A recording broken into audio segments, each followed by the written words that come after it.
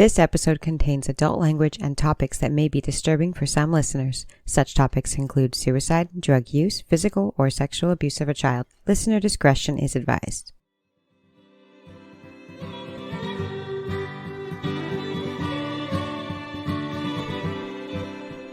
Hi, I'm Grant. And I'm Erica. And this is From Crime to Crime.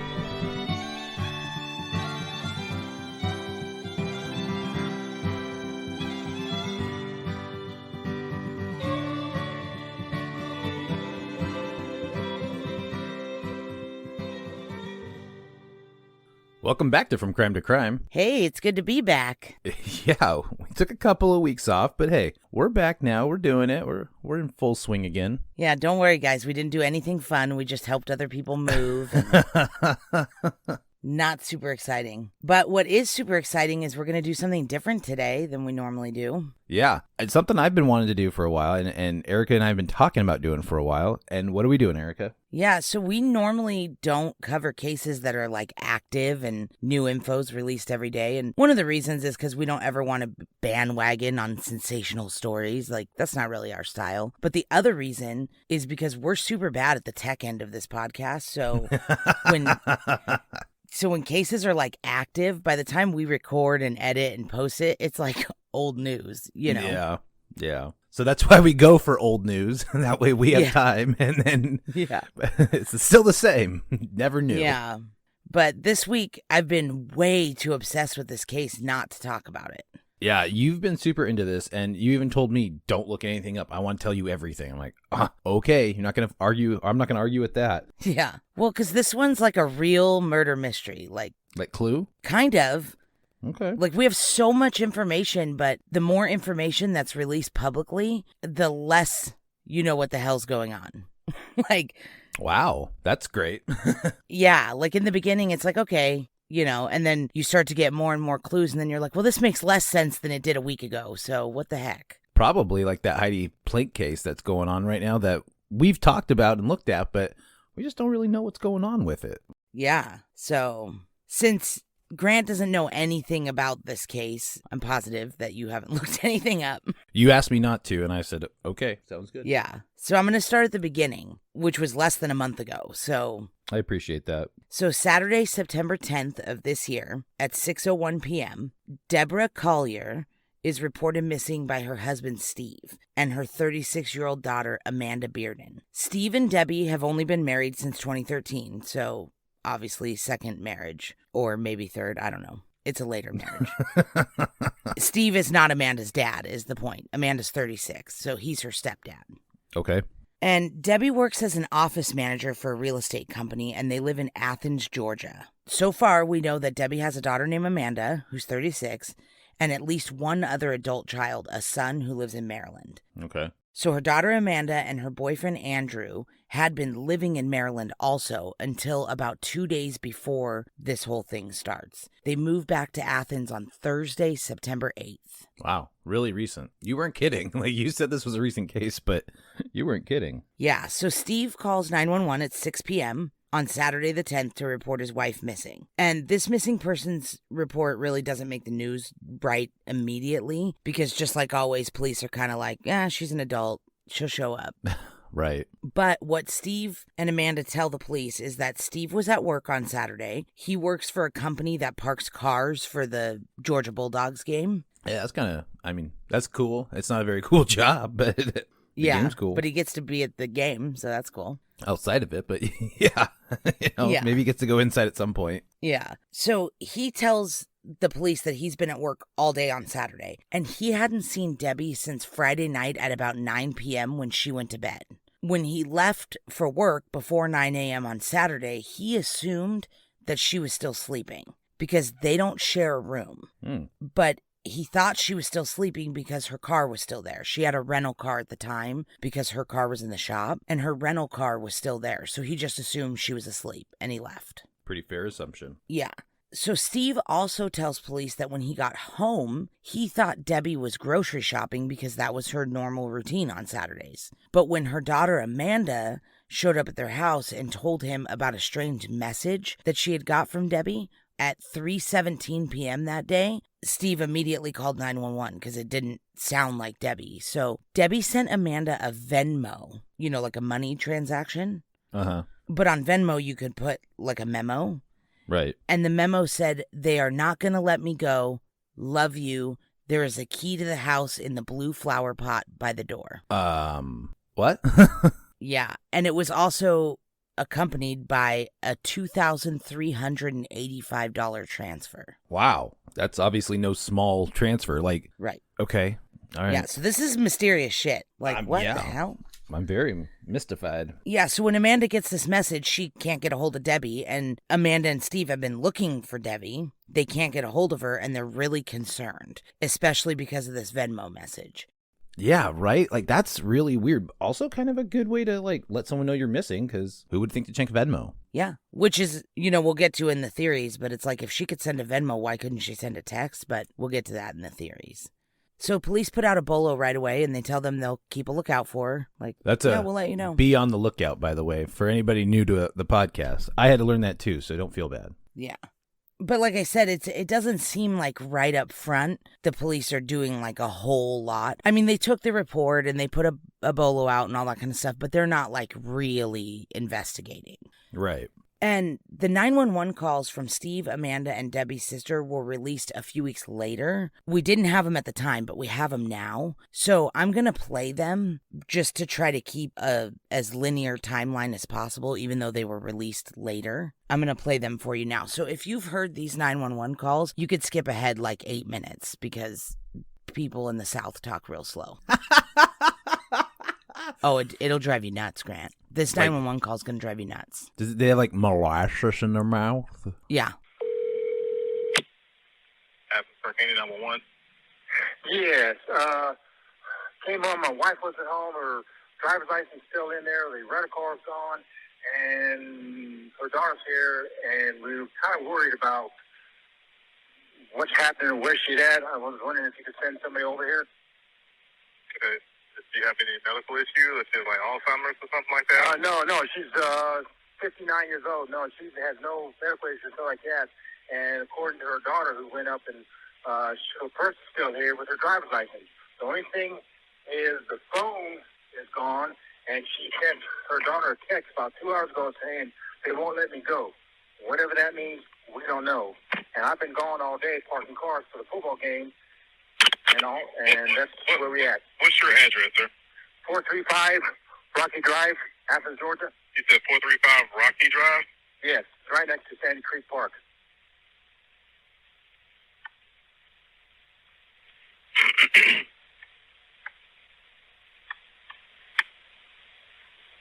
Okay, so she sent your daughter a text message saying that my stepdaughter that they won't let her go. Yeah. She got a text message saying that. And it come from her number, right? What's your name, sir? Steve Collier. Spell your last name for me? Collier. And your wife's name? Deborah. Deborah. We call it Debbie, but it's Deborrah. What's your last name? Collier, yes.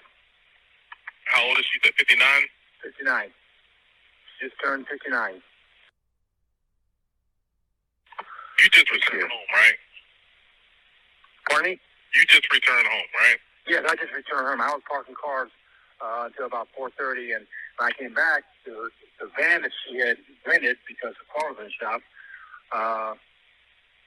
was gone. I figured she was shopping for food. Okay. So her car is there? Pardon me? Her van's not here. Okay. But her driver's license and what else is there? Right. Yeah, her driver's license is here. What else did she leave? For the purse or anything else? Yeah, she left her purse. And her credit cards are here.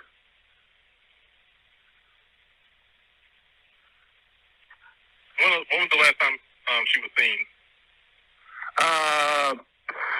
Well, I left at 9 o'clock. She was still sleeping.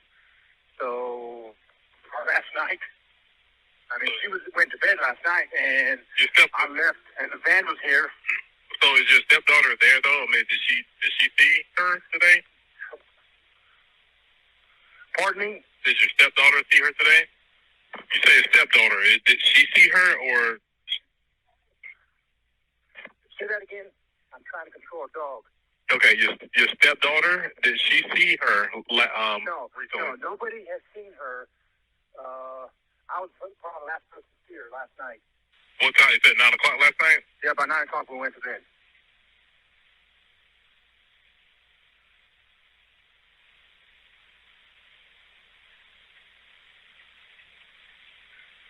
You left this morning, right? Yes, at about 9. I'm sorry. So did you see her this morning or last night? No, I saw her last night at about 9 when she went to bed. And when I left, the van was here. And so she was. You don't know if she was still there or not. You didn't see her this morning. Right, except the van was still here. So I'm assuming she was sleeping.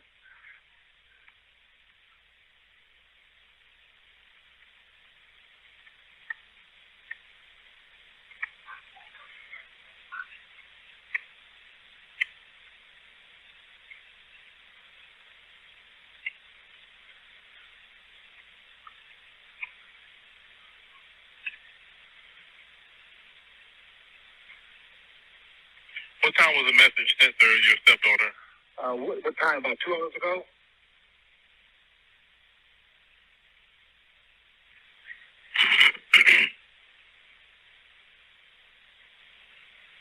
About 2 hours ago? Yes.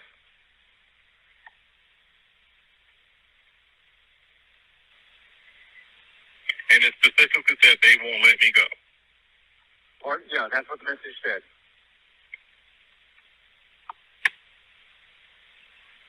And that's all it said, right? That's all it said.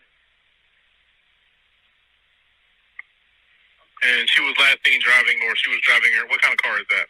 It's I don't know because her car's in the shop, so the rental place on the van that she was driving. Is that what she be in, or you don't know? No, I don't know. It's Enterprise. She went in a call for Enterprise. It's a Pacifica or something. That's the car you saw this morning, though, right? Yeah, the black van, yeah.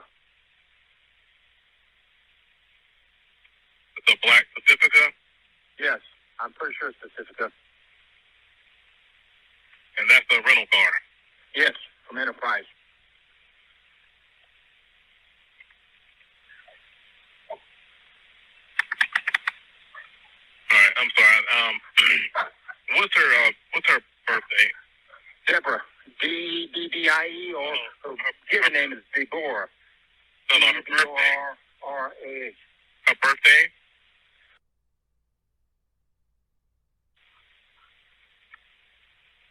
And she white, female, black, female?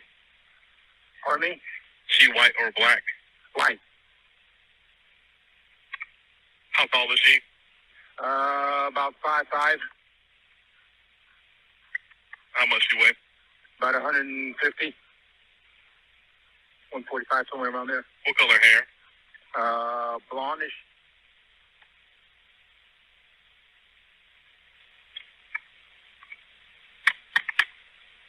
Would she be going to somebody's house, or?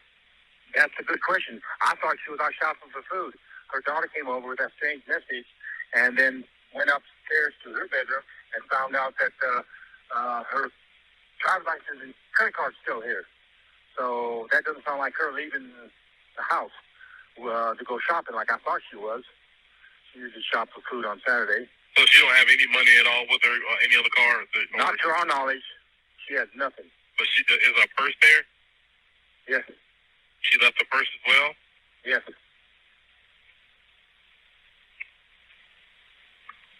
Does she have family here in town? No, just her daughter.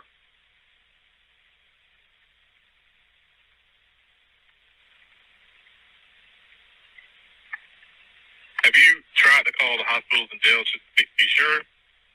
No, I didn't think of calling the hospital. Okay. Go ahead. Like I said, I got them on the way out there to you. Okay. Go ahead and call both hospitals after and St. Mary's and just check with the jail as well to make sure. And we'll have somebody come out there and talk to you. Okay. I appreciate it. And your phone number? Yes. Okay. Okay. All right. Bye-bye. Thank you. Okay. Bye. Wow. Okay. There was a lot of information in that, you know, like it's not like he goes on and talks about how like she left her purse and her credit cards and all that kind of stuff. It's not typical for somebody who's going to go away willingly to leave all that kind of stuff behind. Right. Totally. It's bizarre. It's super bizarre, like, of what's going on. That Venmo transaction, like, I can't get over that. That's so interesting to me. Yeah.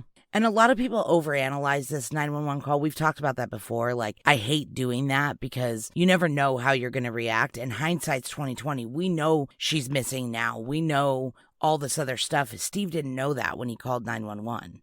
Right. He had only not known where she was for a couple hours. So everybody puts a lot of emphasis on that he's calm, and he doesn't mention the Venmo payment. He just mentions the message. And it's like, because it's not important on a 911 call. Like, that call already took 8 minutes. Yeah, and I mean, I think too, like, she's been missing only a few hours. Like, he's probably feeling a little bit silly calling already. You know what I mean? Like, could you be. know, like, hey, look, like, this is kind of what's going on. We got this weird, like, I don't know, like, you know, that's kind of how I would do it. Like, look, I'm reporting this because I don't know what else to do, but like, I don't really know how I feel about. Like, I'm not mad at him for it. No. And like I said, for me, if I called 911, like, this took way too long. I would not have been on the phone with 911 for 8 minutes. If my spouse was missing and I really was panicked about it and really was concerned, I'd be like, just send somebody out here. I'm not going to sit here and talk to you about this on a cell phone that I can barely hear you. Yeah, no, you're not wrong about that, but you're also not what people would call patient. So No. I can understand. I mean, if this guy is already a little like, I don't know if I should do this. Like, I don't know if it's the right move. And he's more patient than you. Yeah, I can see why. Well, Southern people certainly are. They talk slower and everything. They're way more mellow. They're not as high strung as us West Coast people. Yeah, definitely. Well, at least your West Coast side, but yeah, I'm pretty mellow. Yeah. So anyway, those are the main points. Is that he said she left her purse and her credit cards, and he doesn't mention the Venmo call or the Venmo payment, which he mentions the message. He just doesn't mention the payment. I don't think that's that weird. So, I don't think it's that weird either. Like, no, but we do learn that it is normal routine for them to go 12 hours in the same house without talking to each other. That's weird, at least from our family sides. I mean, mine too. To me, that's another reason why he probably was calm in this 911 call, because obviously they kind of do their own thing. They don't share bedroom. They don't obviously talk to each other. I mean, she went to bed at 9 p.m. He left at 9 a.m. the next morning. That's 12 hours, and they never saw or talked to each other. Yeah, that's kind of, I mean, nothing against them staying in separate rooms. Sometimes that happens, for sleep or whatever. But yeah, like. Yeah, and that's what they say. They say Steve snores really bad, so Debbie has to sleep in a separate room. Yeah, but I mean, I don't know. Like, if I was going to leave or something, like, I'd go in and kiss Christine, I'd say goodbye. Yeah, and it's not like he left at 4 a.m. Right, like, exactly. She apparently went to bed 12 hours before that. Like, who sleeps 12 hours a night if you're not a teenager? Yeah. No, you're not wrong. I mean, it's not typical, but I mean, it could happen, like it's, there are times where it's like, dude, I am so tired. You've been going, and you just like, or maybe you're a little sick and you just sleep for 12 hours, like it's not common for an adult to do that, but it's, there's those one-offs for sure where you just need extra sleep. Yeah. So based on the content of these calls, it seems like Steve's call was first, and then the officer came out and they took the report. Steve and Amanda filed the report, and then Amanda calls back the next morning after obviously not sleeping all night and feeling like obviously the police aren't really doing that much. So this is Amanda's 911 call. And this call is about 6 minutes long, so if you've already heard it or you don't care, then you can fast forward 6 minutes. We'll see you in 6 minutes, guys. Hi, my name's Amanda Bearden, and I filed a missing persons report on my mother last night. Okay. Yesterday, and I was just wondering if maybe I could speak with the detective that's been assigned to her case. Do you have any further information? I sure do. Do you want the case number? Give me the case number so I can look it up that way. Bear with me just a second. I'm sorry. Okay, that's fine. Okay, it's 2022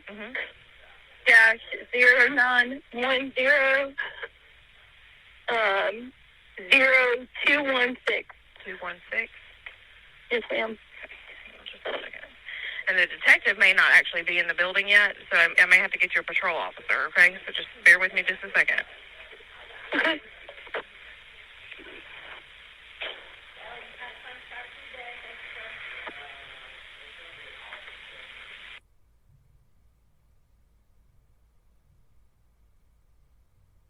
So 09010. I'm sorry, his handwriting is not that great, but it's 09100216. Sorry about that. I think I missed. You're fine. It's only me. On Rocky Drive? Yes, ma'am. Okay. And what kind of update do you have, just so I know what to try to... Oh, no, I'm sorry. I didn't mean like I had an update. I just meant... Oh, my God. I didn't mean... I'm sorry. I'm not in a clear mental state. This is my mother that's missing. I just wanted to talk to them. I wanted to see if maybe there was something that I could do. I do have the rental agreement number if they needed that. I mean, that's the only thing that I have to offer. So maybe, because she was in a rental car, I do have her rental agreement number. If they could maybe trace the GPS in it. All right, what's your phone number?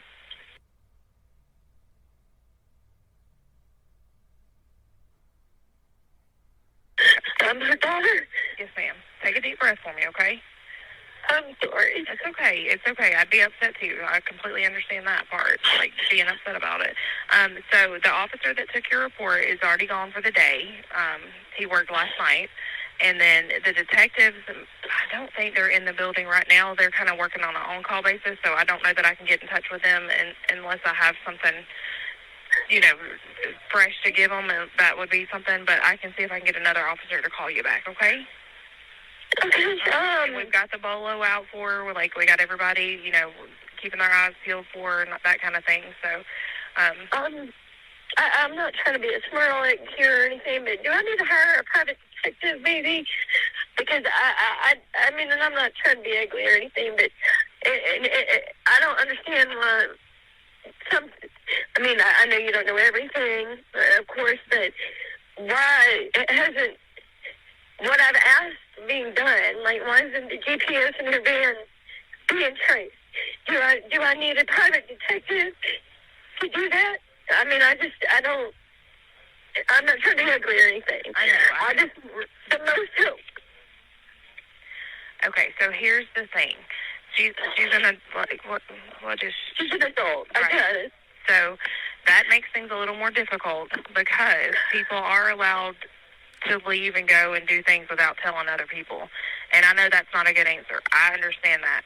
But that is also, that is also part of it because she is an adult.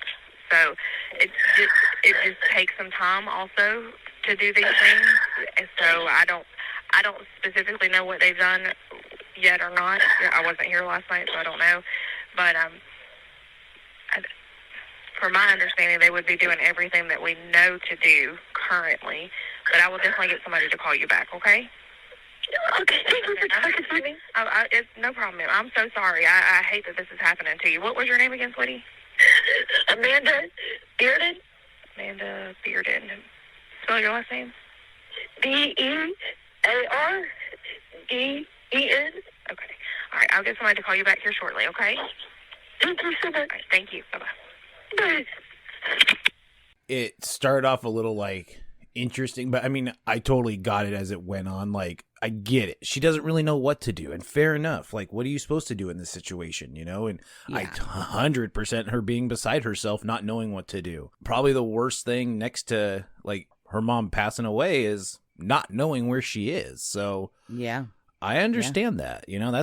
I think that's fair. And I was a little critical at first because I was like, why didn't she just call the department? But like she said, she's not in the right mental space, and I don't think many of us would be in this situation. Like, I think you can kind of tell too while she's reading the number, like it's becoming real for her, that the case number is like that piece that's like, oh my God, I can't believe I actually have to do this. You know what I mean? Yeah. Like, that's kind of how I felt about it. Was like, that was like the breaking point for her. She called in like, oh yeah, hey, just trying to get an update. And then like, as she was reading that case number, it like settled in for her, like, this is real, you know? And like, that's kind of when my heart broke for her, you know, just not knowing where her mom was, not knowing what to do next, not knowing literally what to do next. So much so, do I have to hire a private investigator? That's not something she should have to ask, you know, like that's. Yeah. And that's the big point of contention for a lot of people with this 911 call is they're critical that she called 911 instead of calling the detective directly. But from what I understand in that 911 call, it's like they filed the report with a patrol officer and then heard nothing all night long.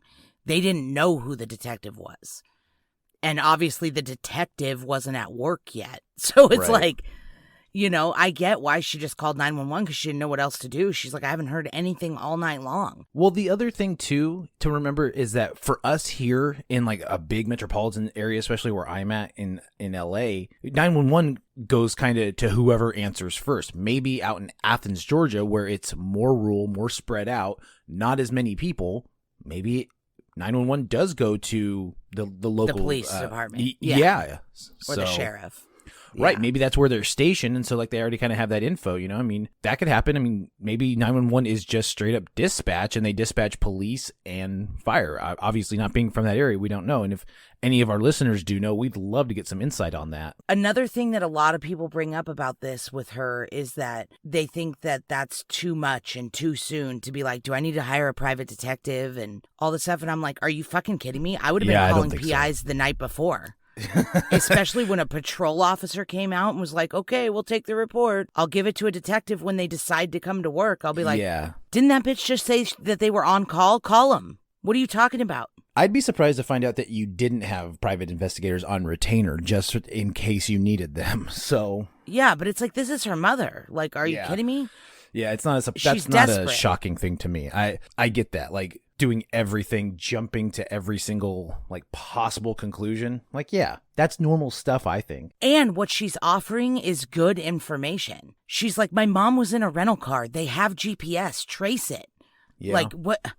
Why would you not do that? They're very good questions. Like, I'm just curious why this hasn't happened yet. Like, well, it eventually does happen. Don't get me wrong. Like, we'll keep going, but why it didn't happen the night she was missing, I don't know. Yeah, I mean, it feels like this isn't a priority to them. Obviously, it's a priority to her, but this is one of those things where this should be a priority to everybody. And they're like, well, adults have the right to go missing. It's like, well, great. Then find them, ask them if they want to be missing, and if they don't, then we're all good here. Yeah. I never understand that mindset. Yeah, and it's different, too, when it's a parent and a child relationship, because if they're close, like it sounds like they are, you know, from being close to your parents, I know from being close to my mom, they would let me know before they went off because they know I would do something like this. Yeah. I just love the people on the internet that call her bitchy and stuff in this phone call. And I'm like, she specifically says, like, I'm not trying to be bitchy. Like, she says, I'm not trying to be ugly. I just want to know. And I'm like, oh, I wouldn't have even said that. I'd have been, you look, wouldn't bitch. Have. No, Like, yours would have been a lot less nice. Yeah, I would have been like, if you don't know how to do your job, do I need to hire somebody that could do it for you? Like, that's my go-to. No, yours would be, do I need to learn how to do your job for you? And then you would tell them how to do their job for them. Yep.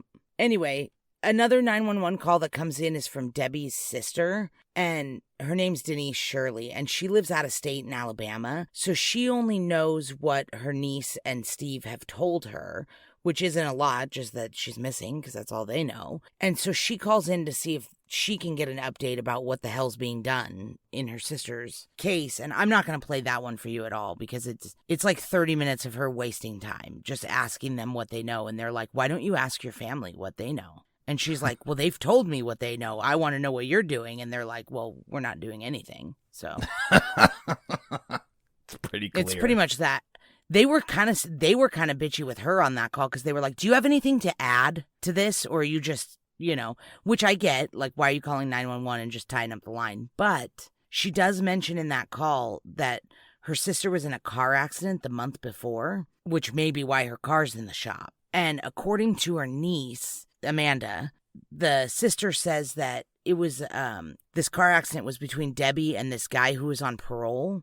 And the guy begged her not to call the cops because he wasn't supposed to drive as part of his parole. And he didn't want to get in trouble, but she called the cops anyway. And so the sister's like, hey, this could be a lead. You know, you better look into this guy. They do look into that guy. Turns out he wasn't even on parole. He just didn't want them to call the cops. So who was this probably guy? A dead end. It was just a guy she got in a car accident with. Okay. She didn't know him. He was just a guy. He was driving in front of her and a paint can fell off his truck and hit her car. And it damaged her car and got paint all over it and the whole 9 yards. Okay. All right, cool. I'm on the same page now. I was like, where did this guy come from? Why would... But I get it now. But the sister says that the niece told her that that guy was on parole. And that part of his parole was that he wasn't supposed to drive. So he asked Debbie not to call the cops during that accident. And so the sister's like, could this be a lead? Like, this guy maybe has an out for her. Which seems a little too much, right? Like, really? Well, but again, they're just grasping at straws. Well, and if he actually is on parole, what's he on parole for? You know, like... Yeah. Well, it turns out he's not, and that's probably a dead end. So that's why we're not going to go into that. Deal. So on Sunday, September 11th, so the next day, the rental car company, like Amanda suggested, pinged the Sirius XM radio in Debbie's rented Chrysler Pacifica, and the van was located. It was parked off the northbound side of Georgia Highway 15 in a turnoff that used to be an old logging road that heads like directly into the woods. Sketchy. Okay. Yeah. So the thing is, this road is like 60 miles north of where they live in Athens. It's like an hour away. Yeah, it's a good ways away. Yeah, so it's nowhere close to her home and no reason for her to be there. And nobody has any idea why she would be up there.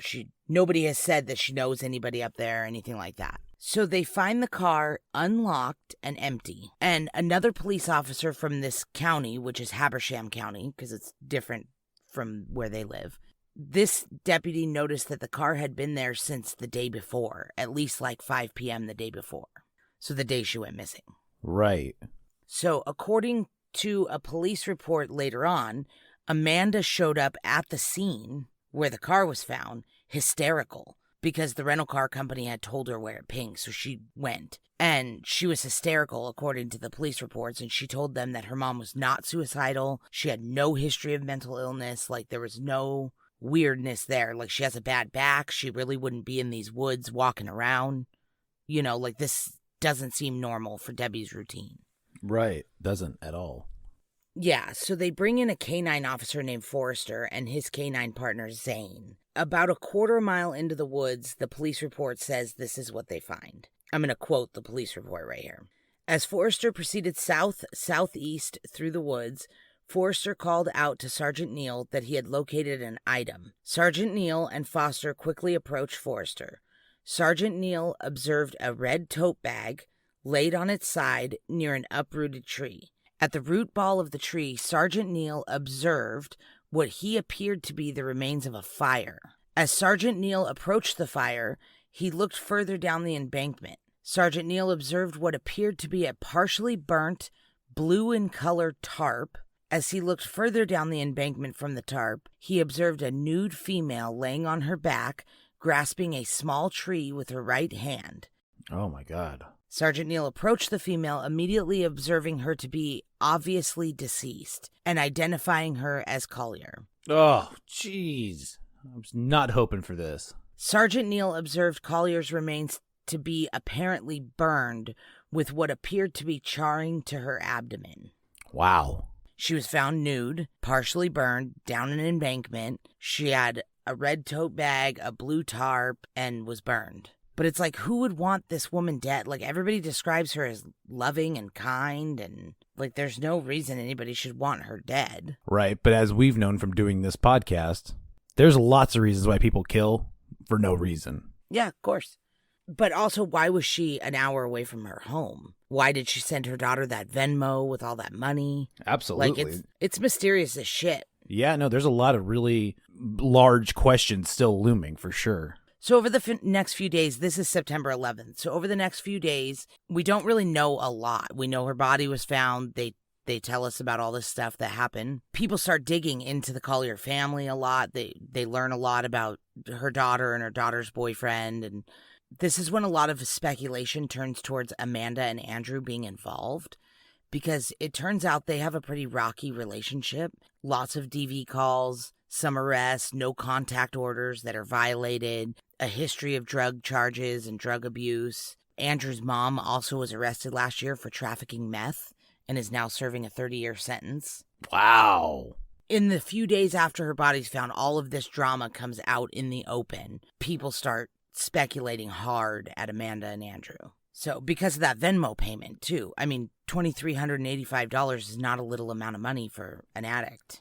No, it's not. That'll get you that'll get you around for a while. Yeah, and so people are starting to speculate right away, like, did she have something to do with her mother's murder? Like, and was it over money? So on September 14th, 2022, the police serve a search warrant on the house that Amanda and her boyfriend Andrew live in Athens, Georgia, which is actually owned by Steve Collier. Oh, what? Worked out? But Amanda and Andrew live there. Steve and Debbie live in their own house. Steve apparently owns a couple of rental places. Oh, that's great. That's great income. Passive income. Love that. Yeah, so the police haven't said if they found anything during this search, but Andrew has said that the police took their phones. And it was also listed as one of several search warrants served in the case that day. But the cops are pretty tight-lipped on what the rest of them were, except this one. They're like, no, we searched Andrew and Amanda's house. That's probably for the best, yeah. Yeah, the search warrants could just be for cell phone records, and it could be not physical locations. It could be for things, but we won't find that out till later. So by September 21st, the police have publicly stated that they do not believe it was a kidnapping or a suicide. Okay. So what's left? Homicide. Well, kidnapping, though, I mean, I would piece those together. Well, yeah, but they're saying that maybe she went there willingly on her own and then was murdered. Oh, I see. Okay. All right. They're saying that it's not a kidnapping and it's not a suicide. So see how the more info they release, the less it makes sense? Yeah. No, I'm still very confused. So yeah. Yeah. So by the next week of the 27th, people are visiting the crime scene, taking pictures and video of all of the evidence that they left behind, which, of course, being true crime people, were like, they shouldn't leave anything behind. But turns out that's not what happens. They leave a ton of stuff behind. And so pictures. And being environmentalists, you shouldn't leave anything behind either. Pick up everything on under there. Leave no trace. Well, there's definitely a trace because people went out to where this was and thought like, well, maybe we could see where the crime scene was and see anything. Well, certainly you could because they left police tape. They left multiple pairs of like the blue latex gloves that law enforcement uses during crime scene investigations. Jesus. They found pieces of burnt tarp. They found pieces of the red tote bag. Wow. They found partially burnt paper towels. Like, it's pretty unsettling how much was not collected. I was going to say, like, they didn't do a super great job at, like, getting all the evidence. Nope. Or even just cleaning it up so that people don't go through with video cameras and, you know what I mean? Like, even if they think, like, oh, that's just trash, which in a murder scene, almost nothing is just trash, even if it is trash. But, okay. Whatever. So this is Habersham County, Georgia, okay? This is not CSI. Right. So 20 yards from where her remains were found, an unfired bullet was found by a news agency. I also think that this may not, an unfired bullet in Georgia. I feel like there's a lot of bullets laying around in Georgia. The woods? In the woods in Georgia, yeah. Yeah. So the investigators came out and took it into evidence. Most news agencies report it as not a recreational hunting round that would normally be found in the area. They say it's like an unusual round. What kind of round was it? Well, that's the thing. The investigators came out and took it into evidence just in case, but they said the same thing. They're like, we don't think this could be related. This could be nothing. You know, it's like, yeah, but you're supposed to take it anyway, just to be sure. Yeah. But all these news articles say that it's not a recreational hunting round, but, I'm not a professional, but it looks like a 223 or a 5.56 to me. Oh, yeah. Yeah, the 223 and the 5.56 are used for shooting. They're the rounds you would put in an AR-15. Oh, I see. And people use AR-15s for hunting all the time. Like, it's not like something unusual that wouldn't be found in the woods in Georgia where people hunt. It seems like a red herring is the point. Yeah, I think so too. I mean, honestly, I don't think an AR-15 round found in the woods in Georgia is uncommon. That unusual. Yeah. Yeah, so it also comes out around this time that Debbie was last seen at a Family Dollar store the day she went missing. I like her already. Thrifty gal. My kind of gal. Yeah, but the kicker is the Family Dollar store that she was last seen at is 13 miles farther north than where her body was found. So literally almost into North Carolina in a town called Clayton, Georgia. It's like 70-something miles from her home. Yeah, that's Why? peculiar. I mean, unless it's where the best deals are, you know? Well, there was $15 stores between her house and that one. Yeah, this is bizarre. You know, why was she so far away for such a common store? Yeah, that's what I'm saying. So another clue and even more mystery. Like, they already thought where they found her was far away from her house and she had no reason to be there. And then they find out that she was even farther away from her house at a Family Dollar store. Like, that's what a weird thing to, like, why? So on September 30th, 2022, 19 days after her body was found, the police hold their first official press conference about this case. And this would be their first and only so far press conference in this case. So they said her autopsy, toxicology, and items sent to the crime lab are still pending results, obviously. But they can confirm that Debbie's car was seen on surveillance cameras headed north on that highway at 2:17 p.m. on Saturday. Then she arrived at the dollar store, at the Family Dollar store, at 2:55 p.m. Was she with anybody in any of these surveillance videos? No. And there's a small time gap here because it was only 12 or 13 miles from where her car was caught on camera to where she was seen at the dollar store. So it shouldn't have taken 38 minutes for her to get there. So it's possible she made a stop somewhere, but they don't know. She pulls into the parking lot, goes into the Family Dollar, and then leaves at 3:09 p.m., sits in her car in the parking lot for 10 minutes, and then leaves at 3:19 p.m. headed south on Highway 15. So back towards her house and towards the crime scene, but on the wrong side of the highway from where her car was found in her body. 3:17 is when that Venmo payment was sent, and then her phone was turned off. But they have not confirmed that that payment came from her phone or if it came from a different device. But if it did come from her phone, she was sitting in that dollar store parking lot when she sent it, because she left the dollar store at 3:10 and sat in her car until 3:19. Is it significant that she sat in her car for 9 minutes? Because I think we've Not all to been me, there. but- Yeah, okay. Yeah, not to me, but people on the internet are going wild over it. They think that somebody might have been hiding in her back seat and telling her to make that Venmo payment. And I mean, you I know, guess which is- it's could be. not. Yeah. It's not what could have happened. But although sitting in your car for 9 minutes is kind of a lengthy amount of time, but I mean, we've all kind of gotten in our car and like got situated and, you know, gathered ourselves. I do it and all the stuff. time, Yeah, and you know, especially when I'm talking on the phone. yeah. Like, I'll make a phone call or something, and of course I can drive and talk on the phone, but sometimes you don't want to get where you're going still on the phone. yeah. So Yeah, I get it. they said flat out in this press conference that this case is complicated, and just when they think they have a hold of it, they get thrown a curveball and everything goes out the window. And it's like, yeah, you're telling me. Like, it just seems like this woman went missing. Your first thought is, oh, obviously her husband killed her. That's what always happens. Right. And then, like, the more info we get, it's like, oh, the husband didn't kill her? Like, what? And then you're like, she was an hour from home and she was at a dollar store and this Venmo. It's like, what? This is making less sense as we get farther into it. But they did clear up that Steve's alibi checked out. They have him on video at Synovus Bank parking cars for the Georgia Bulldogs game from 9 a.m. to like 4:06 p.m. So that wouldn't have been enough time for him to drive up to where she was, do anything to Debbie, and then drive home and still report her missing by 6. So they pretty much cleared Steve, although they said in the press conference they're not clearing anybody. Well, But sure. by saying that, they pretty much cleared him. Yeah. But they also don't really know what's going on, so they can't really clear anybody. Yeah.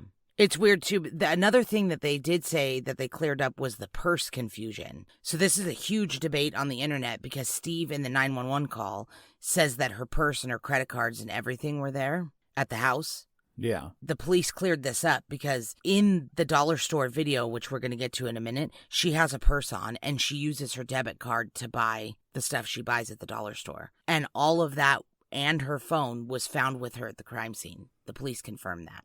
Okay. So either Steve was just frantic or he wasn't really saying the right thing on that night, or maybe Debbie has two purses and she switches back and forth and he saw the other one and was like, yeah, she left her purse, you know?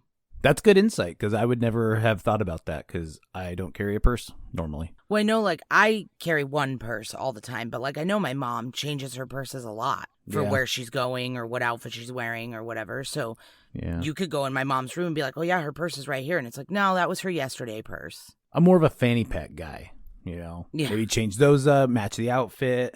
But I saw another one that I want to get, and it's like a wrestling championship belt. How cool would that be? Yeah, okay. It'd be so cool. Yeah, we'll see if Christine lets you wear that.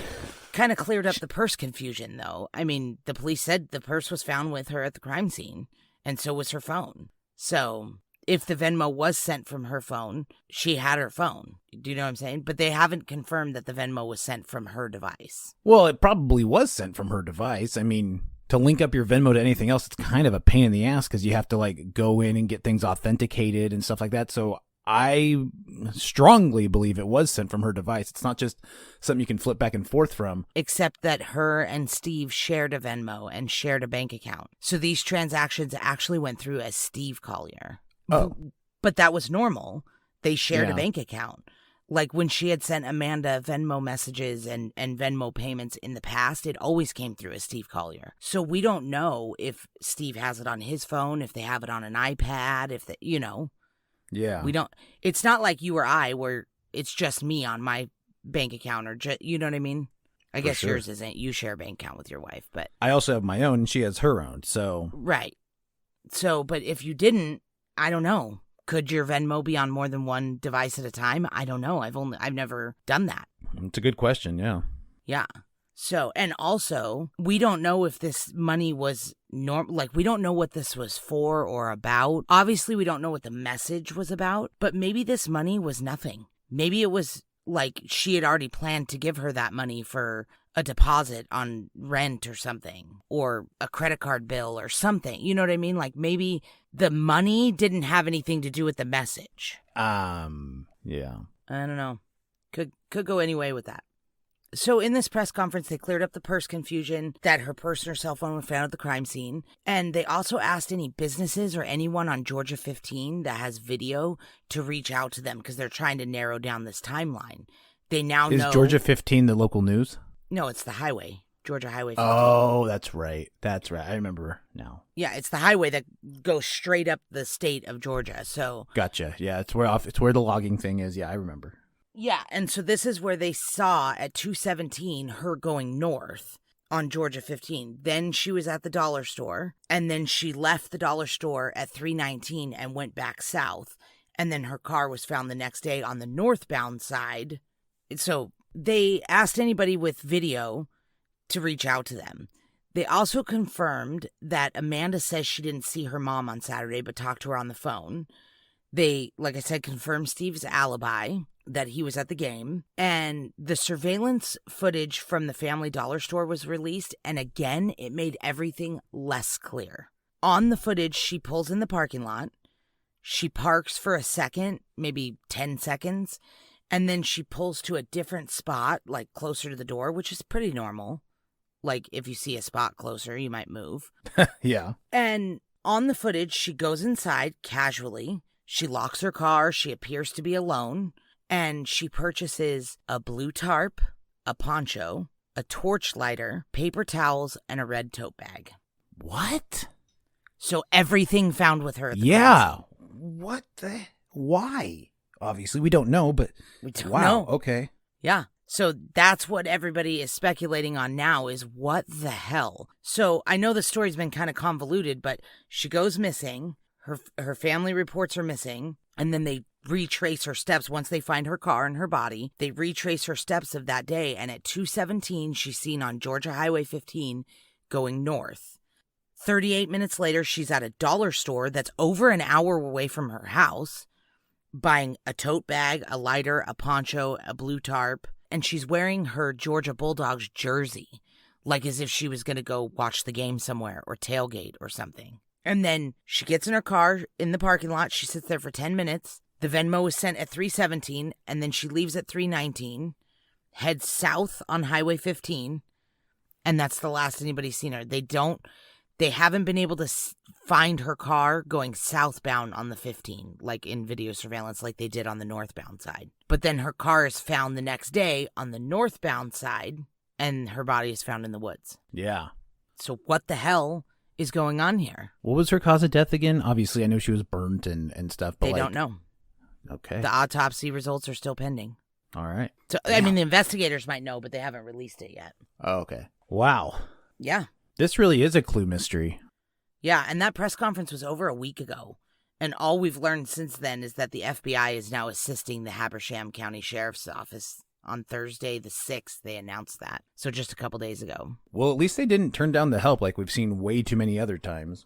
Yeah, and that was a big point of contention in this press conference. They were asking why they haven't asked for help yet. Like, obviously, you guys can't handle this. Why haven't you asked for help? And they were like, well, the GBI is doing the lab testing, and it's a multi-agency. We're just the lead. And, like, it was kind of weird. And then all of a sudden now they're like, yeah, the FBI is helping. It's like, oh, good.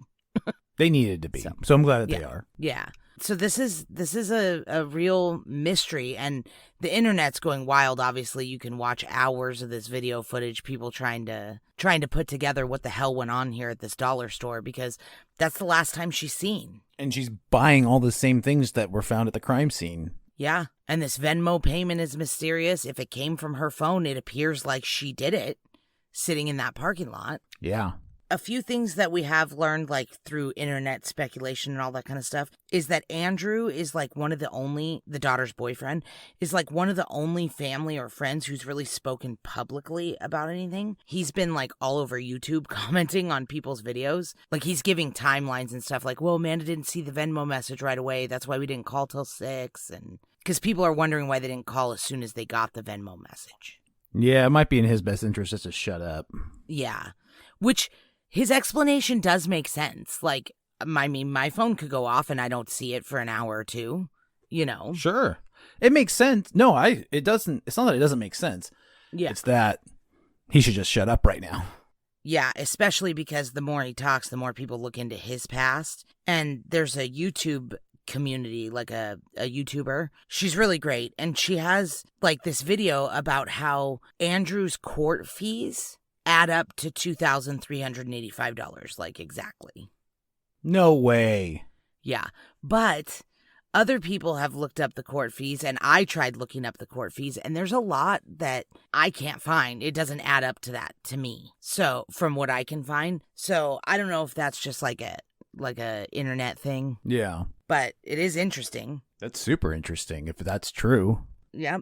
And a lot of people are speculating about, does Steve know what the money was for? Is that why he didn't mention the money and he only mentioned the message? Maybe he knew Debbie was going to transfer her $2,300 for something specific. Do you know what I'm saying? I guess. I mean, like if they had a plan, they talked about it and they're like, yeah, we're going to give Amanda $2,300 for her first and last month's rent at her new apartment, say.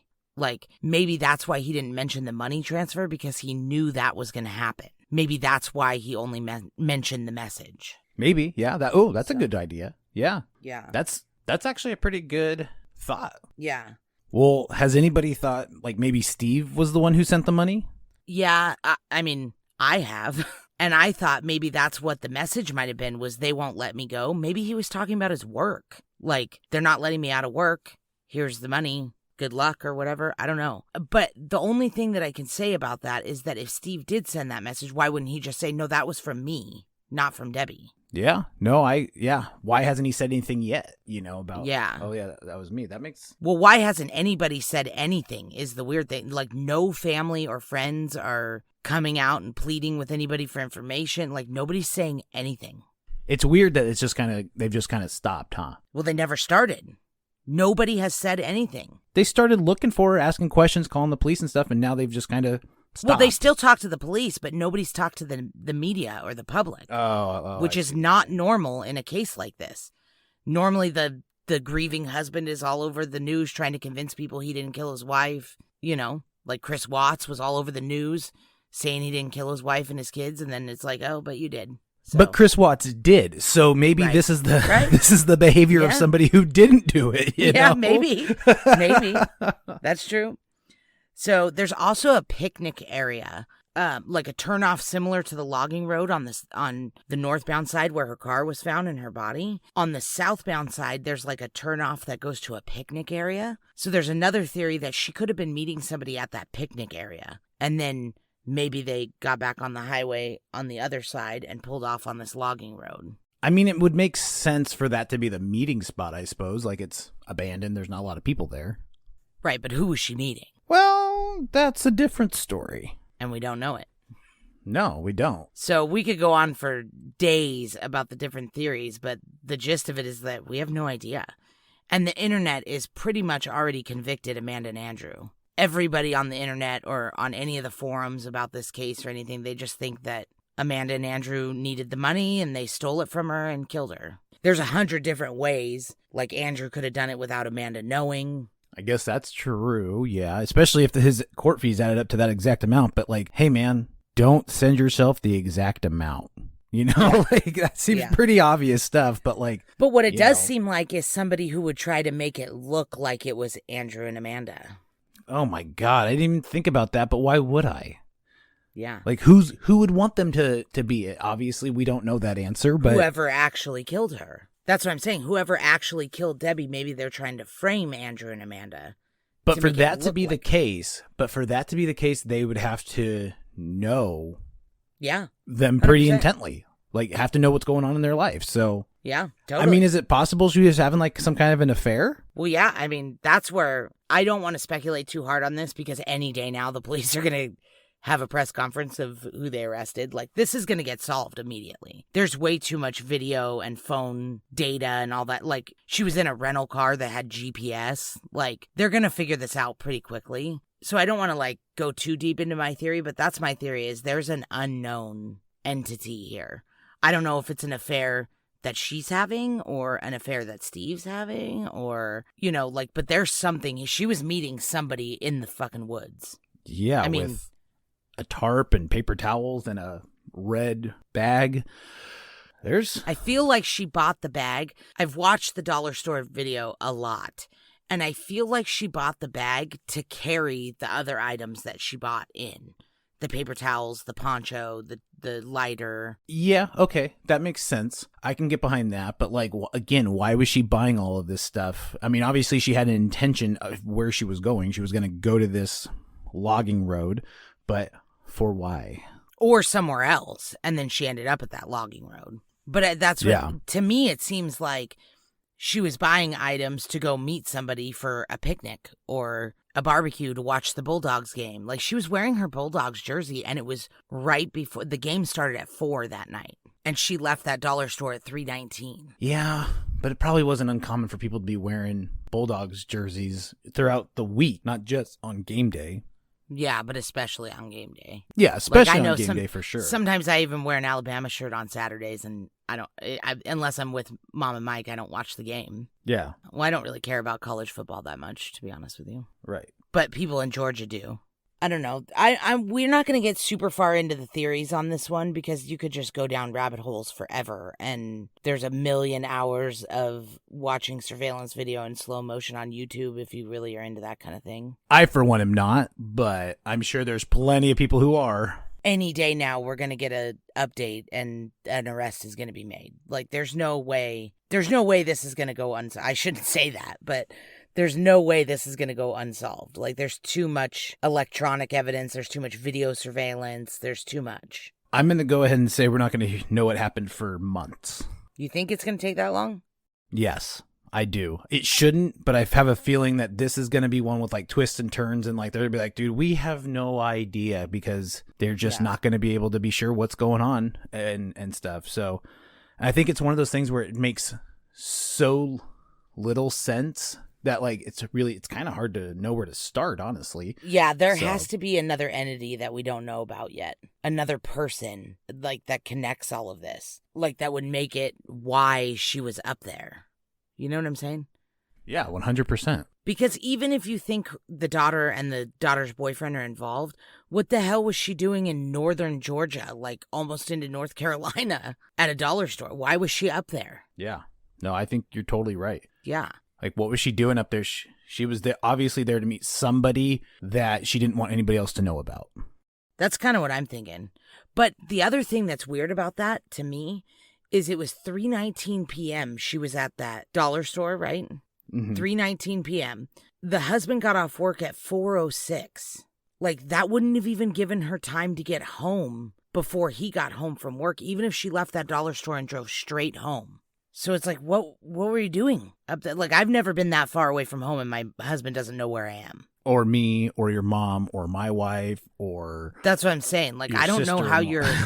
Yeah, but that's what I'm saying. I don't know how you're over an hour away from where you live, and nobody has any idea where you are. Like, that's some level of privacy, like, I do not have, and I don't know a lot of people that have that. That's true. You don't have that. You couldn't be an hour away from your home for 3 minutes without somebody being like, why are you in Santa Monica? What are you doing? Without you saying that. That's what you mean. Right. Without you saying... Or your wife, or your sister, or my mom. Yeah, you're probably... Yeah, okay. I'll give it to you. You are right That's about what I'm that. saying. Like, that's a level of privacy. Like, do none of these people track each other? She had an iPhone, I think. Or she had some sort of smartphone. Obviously, if she was able to send Venmo. Yeah, definitely. And it's 2022, so everyone does. Yeah. I just think that's, and I know she has an iPhone because her daughter called in the next day, which we didn't play, and she offered her mom's iCloud information. And she was like, this is all I have to offer. She was like really devastated. Yeah. And she's like, I thought I knew the password, but I can't get in. So maybe you guys have some kind of technology that you can get in with, you know? So, which is wild. Like, that's what I'm saying. I really hope it's not the daughter. I know that's the main theory that everybody's going with right now, but I don't want it to be. I just don't. I don't want it to be either. That's worst case scenario. Yeah. Especially because everything I've heard from her, besides like that people don't like her because she's a drug addict and stuff like that, everything that I've heard as far as the 911 calls and stuff, it seems like exactly how I would react. I'd be like, here, this is what I have. Do something with it, or I'll hire somebody. It does sound like that. Totally. You know? From hearing the 911 tapes, I think that's pretty normal behavior. And I mean, maybe she's a great actress. That's what I was going to say. It's like, I just don't want that to be true. I don't want it to be that she's lying, because if she is, she's real good at it. Yeah, really good at it. But that's pretty much the case of Debbie Collier as we know it so far. Like I said, any day now, they've got it. They'll release some other piece of information that'll make absolutely less sense. It's on its way. Yeah, I'm sure. I'm sure they're recording the press conference as we're talking. That's going to be like, well, here's the latest update. And it'll be like, oh, all of this video was wrong. That was actually on Tuesday. You know, it'll be something dumb. Well, yeah. And you'll be there for it. You've been following this case every single step of the way. Yep. So that's our case for this week. And we will keep you updated as this unfolds any farther and takes the next turn. Yeah, as we always do. But in the meantime, you can go to our Instagram at From Crime to Crime. You can go to our TikTok at From Crime to Crime, where Erica's Doe You Might Know has taken off. That's getting a ton of good feedback. So go look at it. Go listen. You might know some of those does, but nevertheless, it's very good content. You did a really, really good job on those. I've been watching them whenever Christine shows them to me, and they look great. Thank you. Yeah, you can go to our Twitter at From Crime to Crime, and Eric has a burner account somewhere on there too. Come let us know what you think, and if you know anything about this and don't want to tell the FBI, you want us to tell the FBI, we would be happy to. Or just come and talk about your theories with me, because Grant doesn't have any because he doesn't know the case. So if you guys are really interested in this case and you want to discuss it, let's talk about it. I know my opinion about Amanda and Andrew hopefully not being involved is very unpopular. It's like my intruder theory on the John Bonet. It's like opposite of what everybody else thinks. Yeah, no kidding. I know. It's always the major ones where I'm like, nah, I don't want to go with that one. Well, if it was the major one, then we'd probably get them figured out by now. So you're probably right. It probably is a more unlikely scenario on both aspects. John Bonet and Debbie Collier. Yeah, maybe. All right, guys. Well, don't forget to change your Amazon Smile to DNA Doe Project, and we will see you next week. I love you. I love you too, babe. Bye. Bye.